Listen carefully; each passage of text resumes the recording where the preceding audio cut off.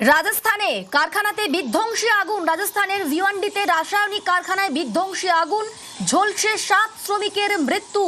কারখানায় এখনো কয়েকজন শ্রমিকের আটকে থাকার আশঙ্কা রয়েছে।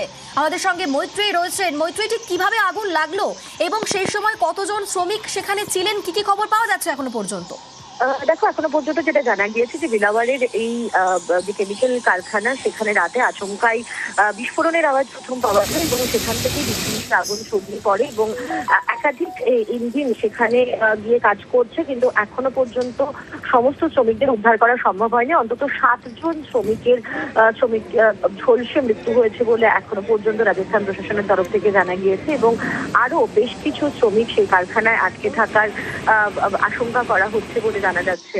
ইতিমধ্যেই প্রধানমন্ত্রীর দপ্তরের তরফ থেকে, প্রধানমন্ত্রীর দপ্তর এমনকি বিভিন্ন রাজনৈতিক ব্যক্তিত্বদের তরফ থেকেও এই বিধ্বংসী আগুনের যে পরিজনেরা রয়েছে তাদের ব্যাপারে শোক জ্ঞাপন করা হয়েছে।